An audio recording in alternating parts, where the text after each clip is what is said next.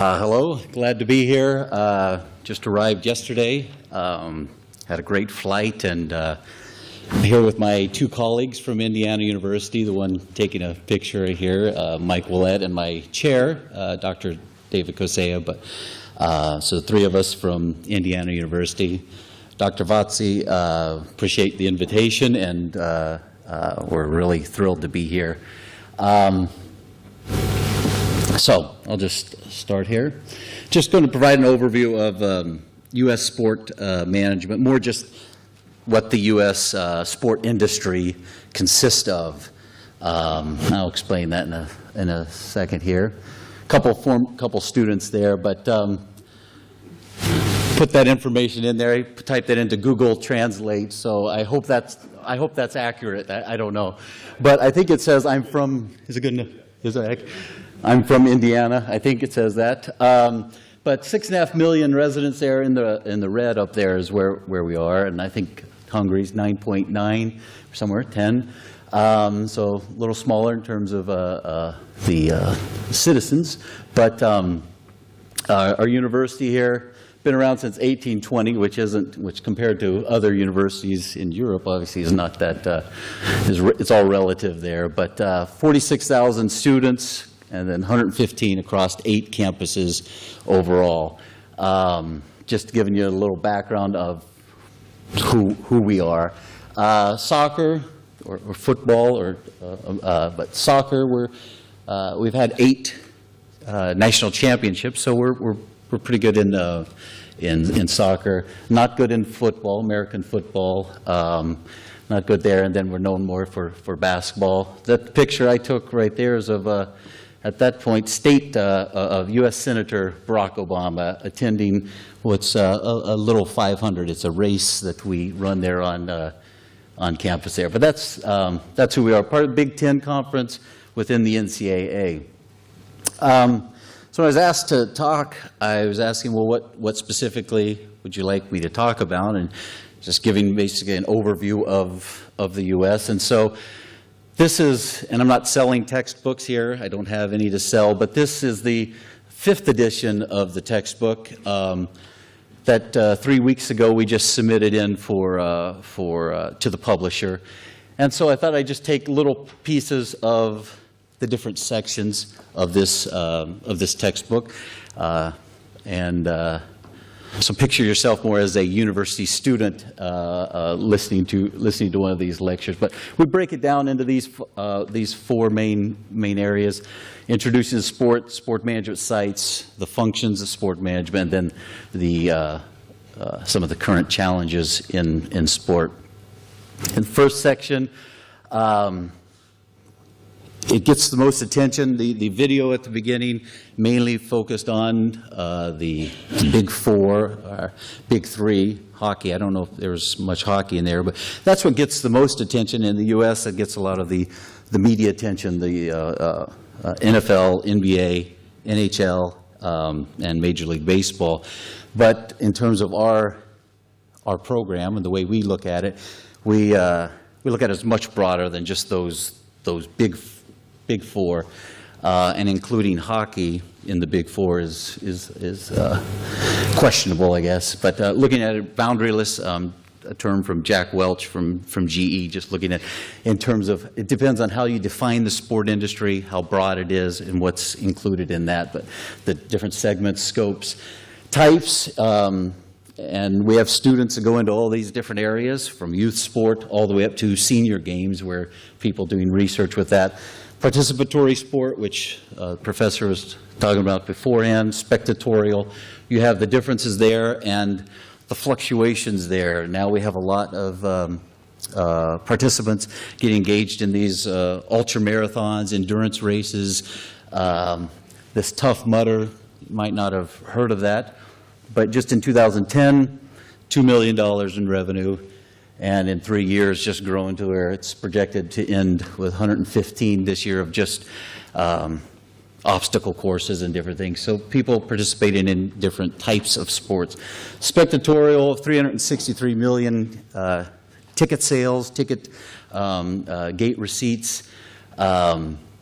$27 billion segment of the industry in terms of when you look at all the different aspects relating to attending games. The settings, and this is a lot of information. I'll be glad to give any of these slides. I'll have my email at the end, so I can give these to you. I won't cover all these, but different settings in which sport takes place, single sport settings, multi-sport settings, state games where you have, and high school sports or college sports where you have a lot of different sports taking place over one governance system, or single sport entities. Services, 775 sport management marketing firms. These range from massive firms, IMGs, all the way to one-person operations with an agent who's trying to get clients, and a lot of them don't have clients. So the range is quite varied there. Facilities and the rationale for getting involved with facilities, whether it's the economic impact side, whether it's for, a lot of times the facilities are built for civic pride reasons, urban boosterism, so looking at that, and that looks at more sociological aspects as well as financial. Goods and apparel, so licensed apparel, and then apparel for participation, for getting involved with sports. Advertising, sponsorship gets a lot of attention, a lot of our students involved in that area. Gambling and fantasy sports. So just different settings, abroad, again, much larger than just the big four that get the most attention. In terms of the size of the industry, and this is up for debate in terms of what the specific indices that are used, but a $47 billion industry in the mid-'80s in the U.S. To the latest one of $440 billion. That's Plunkett's estimate, but it's pretty broad. Another estimate's 213, I think. So regardless of what it is, it's a significant growth over the last 20, 30 years. Sport management, our definition of it, the study and practice of all people, activities, businesses, organizations involved with sport, producing sport, marketing sport. So you have all these different aspects of it, and we'll look at the two different parts in these in the upcoming slides here. The study of it, and if there are any students in here, or academics, this would be of interest to you. Beyond that, you probably don't have a lot of interest. But in the U.S., the rise in sport management programs has been significant. A first program, there was a baseball-only program in the 40s, and then just slowly had some programs going until now. There are 682 sport management programs worldwide, but 581 of them are in the U.S., training undergraduate, master's, and doctoral. So those are the numbers in terms of the number of programs at the different levels. In our program itself, I don't know if I need to point out anything in particular. Ours started in the 80s and has about 450 students at different levels. Trying to get students into these areas, mainly the pro leagues, intercollegiate, interscholastic, which talk about high school sports, governing bodies, sport media outlets. My area is more sport communication, so we have a lot of students going into the various sport media, sporting goods, and then the doctoral students that we have, training them mainly to go into the academy, academic work. In terms of different sites, we have in the textbook that we're talking about here, we break it down into community and youth, interscholastic, intercollegiate, professional agencies, and sport tourism. In terms of the U.S. community, youth sport participation, depend again on how you define active participant or core participant. But if you're looking at SGMA's definition of it, 217 million in the U.S. active youth, so involved in the various activities. The core participants, according to their figures, basketball, bowling, and on down the list. For some reason, they don't put golf in as core participant sport. So I put that as combined it myself, about 26 million. So sport participation, then youth sport and community sport, the different organizations that facilitate that, ranging from the instructional leagues, competitive leagues, developing elite athletes. You have the different levels there, and then the community aspect as well. Interscholastic, it's significant in the U.S. in terms of high school athletics and the sports that they participate in. Kind of hard to read the numbers here in terms of the 10 most popular girls and boys sports in high school athletics, but overall 7.7 million, about 52% of the high school students in the U.S. participate in high school athletics to some degree. There's a governance structure in terms of overall National High School Federation that looks over sport overall, but isn't really that involved in the specific state associations. It's mainly governed at the state level. So you have the Indiana High School Athletic Association, and each state has its own high school governing. And then within that, you have athletic departments for each high school. And you have 24,000 athletic departments with 300,000 individuals, from administrators to your officials to different trainers involved with high school athletics. In terms of the size, its size in the industry of $15 billion estimated at that. And that's just the growth of it over the last few decades. Interscholastic, so we look at youth and community, interscholastic, and then intercollegiate sport, which gets a lot of attention, especially the elite level. But you have a lot of national governing bodies within college sports. So we mainly hear of, maybe you've heard of the NCAA, but there are a lot of others. NAIA, junior college, religious conference, religious governing bodies, different ones. But the largest one is NCAA. And you see the growth in number of student athletes participating. Now we're 23 sanctioned sports, 360,000 student athletes participating in a variety of sports. TV rights fees, those are significant in terms of the growth of college sports, the amount of money that's now brought into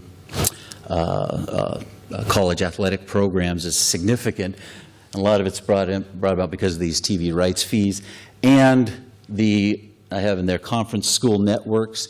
You now have conferences that have created their own TV networks, which then bring in significant revenues for the conference schools and the conference overall. But basketball's a big one. That's where most of the money for the NCAA is funded. Comes through the basketball tournament. And the contract involves basketball and some of the Olympic sports as well, but 14 years, recently re-signed $11 billion. BCS, which is the Bowl Championship Series, which is now converting to a playoff system, the contract there. Membership of the NCAA, 1,200 members, different schools, different sizes. Conferences, you have the major conferences and the mid-majors and different definitions of that. Revenues themselves range from, and football bowl subdivision and football championship series, those are two, you can almost look at them as Division I and Division II, but the FBS range from $11 million all the way up to like a University of Texas with 163 $3 million. So you have a wide disparity there, and you have a lot of talk in terms of creating a group of a group of college programs breaking away from the NCAA and creating their own super league. So that's that talk. A lot of controversy regarding NCAA, which we can save that for another time. Professional, you have professional sports in the U.S. at all different levels. I just put up a few here. Looking specifically at football, you don't have it professionally at all those levels. It's just the different types of football that are involved. Flag all the way up through semi-pro where people are playing. In professional, you have an arena football league. You have actually a women's football league. I have that number there. You can buy your own franchise in women's professional football for $2,750 if you're interested. But there are 26 teams. The NFL, obviously, is the one that's significant. If you want to buy a franchise there, you need about $1.17 billion. But that's the average value by Forbes. And if you have the NFL, which is just the media-rich league, and then all the others, there's no comparison with that. And even with NBA and Major League Baseball, it's just significant. We'll look at that in television rights fees in a little bit. But the average value has significantly gone up over the last 10, 15 years with NFL franchises, the 32 franchises. I put down some reasons for that, and there could be discussion in terms of what the specific reason is for the spike in franchise valuation. But media rights fees, the suites, the deals at the luxury suites, personal seat licenses, revenue sharing, which is significant with NFL teams, which is a league think mentality. Endorsements, local media rights, gate receipts, hard salary cap, which was brought up, mentioned in the first presentation, hard salary cap, which you sign a Joe Flacco, then you've got to let go a Anquan Bolden, a wide receiver. And so naming rights fees and other aspects. But that's football. Baseball, just provided a few things. I don't need to hit on all these. That'll be good. And then in terms of functions, so just different sites, but functions within that, I'll just point out sport communication because that's my area. And so I'll spend the last few minutes talking about that. In terms of the growth of the field, I attribute a lot of it to, and people can argue this, but I attribute a lot of it to impact of sport communication. You have the television rights fees, but you have other aspects involved with it as well. But print, newspapers, obviously the decline of subscriptions, decline in revenue, decline in circulation rates, it's significant. But you still have papers where it's a significant, sports are a significant part of it. A lot of people are buying papers still because of the sports section. So print, radio, last count of 323 all sports radio stations. Sports radio is involved. Broadcast, so we'll spend a little bit on that. 50 years ago, you have 3 networks, very little coverage, and then you have this increase where you get this full-time coverage of, at least in the States, with the ESPN News, sports networks, which is over the last 5 years there's been a significant increase in that, where you have CBS Sports Network and NBC Sports Network and Fox Sports 1, which just started. College networks, we talked about that a little bit. You have major schools that have their own networks, such as Texas, BYU, some of the others, but then you have some conferences that have their own networks. League networks, the NFL just celebrated its 10 years of having the NFL network, and it's this year. And the last figure I had was 235 hours of sports program, but it's probably double that now. And specialization in terms of certain channels dedicated to certain sports, extreme sports, golf. This annual rights fee, this increase you see here, this is the major player in terms of the sport industry. The increase in rights fees from $5 million in '62 for the NFL to 5.18 annually, $5.18 billion television rights fees to the NFL, compared to Major League Baseball, 1.5, or NBA at 930. So it's definitely a media-rich versus the others. And then the new social media aspect, I'll just hit on that quickly here. This is significant in the U.S., big player, because now you have athletes, general managers, any stakeholder that can just bypass traditional media and get their own message out. And this is a significant, it's shaking up the industry significantly. Figuring out where to house them. I'm running out of time here, so I won't.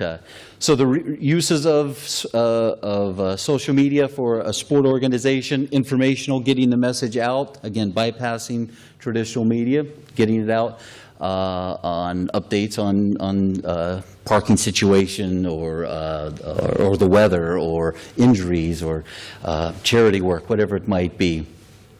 The social aspect of it, interacting with fans, building your fan base, fan identification, increasing that. Promotional aspects, moving product, getting attention through social media usage, and then identifying or setting the culture of your organization. You have some teams that have done that, used social media to specifically do that. You have organizational policies, social media policies that are put in place that allow for athletes to be fined or allow for certain penalties to go if they send out a tweet.